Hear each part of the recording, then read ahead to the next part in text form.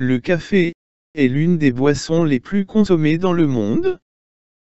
On le cultive dans plus de 70 pays, les deux principaux producteurs mondiaux étant le Brésil et la Colombie. Le consommateur de café moyen en boit 3 tasses par jour. Contrairement à ce que l'on pourrait croire, le café contient des vitamines et des minéraux ainsi que des composés antioxydants particulièrement intéressants pour la santé. Caractéristiques du café. Riche en antioxydants. Source de vitamines et minéraux. Favorise le transit intestinal. Contient de la caféine stimulante. Comment préparer le café? La qualité du café varie en fonction de l'espèce, mais aussi du sol, de l'altitude, du climat et de la transformation. Les meilleurs cafés seraient ceux qui proviendraient de caféiers cultivés à plus de 1000 mètres d'altitude dans un sol volcanique. De nombreux cultivars ont été sélectionnés au fil des siècles. Selon la durée de torréfaction, les grains de café perdront leur couleur verte pour prendre une teinte blonde, brune ou noire.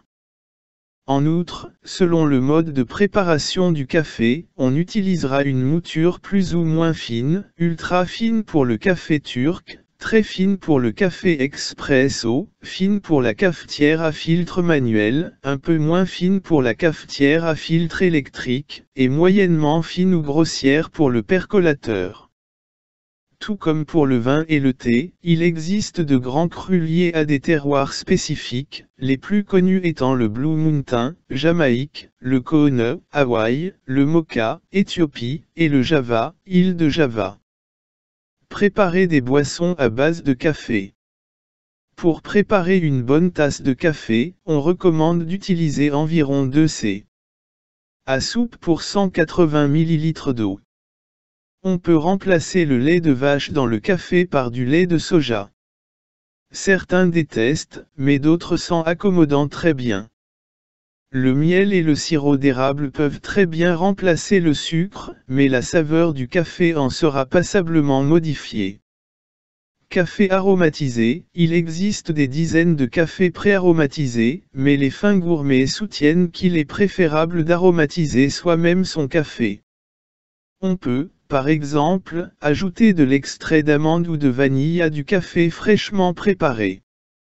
On peut aussi, avant d'y verser l'eau, ajouter au café moulu une gousse de vanille, des gousses de cardamome, des clous de girofle, des graines de fenouil ou d'anis. Ou encore, saupoudrer le café chaud de cannelle ou de muscade moulu.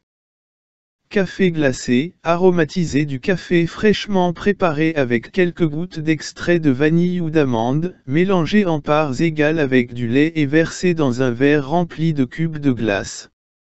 Café mocha, mélanger chocolat chaud et café chaud à parts égales. Ajoutez lait ou crème, poudre de cacao et cannelle moulue. À la diable, ajoutez un peu de piment fort.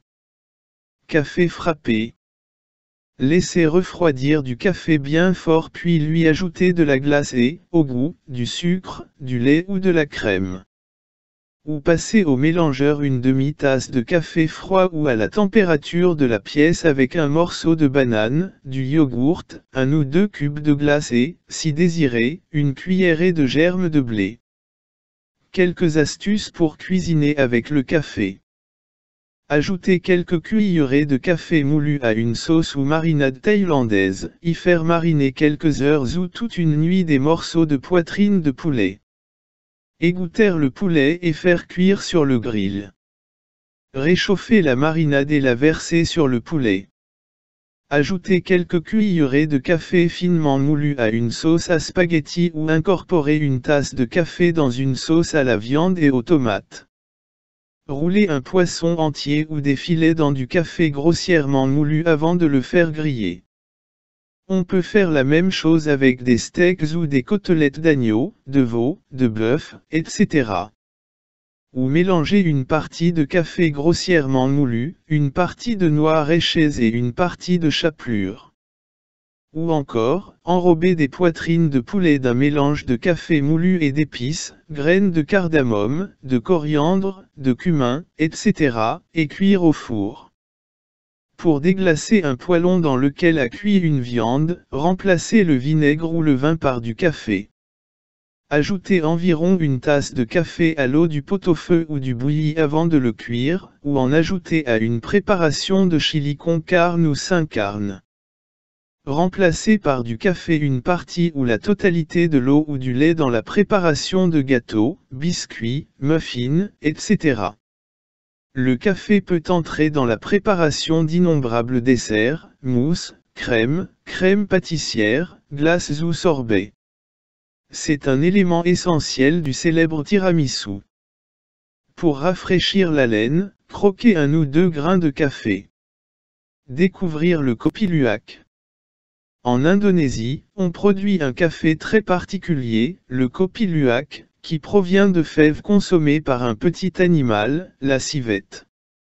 Après avoir mangé les fèves les plus saines et les plus mûres, la civette évacue les grains partiellement digérés et fermentés dans ses excréments. Récoltés et nettoyés par les producteurs, ils prennent, paraît-il, une saveur particulière, très appréciée des Indonésiens. S'agit-il d'une légende urbaine? Chose certaine, ce café se vend une petite fortune. Contre-indications et allergies au café. Si une consommation modérée de café ne semble pas poser de problème pour une majeure partie de la population, elle peut toutefois l'être chez certaines personnes sensibles. En effet, le café pourrait favoriser le reflux gastrique, exacerber les symptômes liés au syndrome de l'intestin irritable ou encore gêner l'absorption du fer héminique. Reflux gastro-œsophagien et hernie. Ces troubles de l'œsophage sont caractérisés par des sensations de brûlure au thorax, brûlure rétrosternale, et par des régurgitations acides causées par la remontée du contenu acide de l'estomac dans la bouche,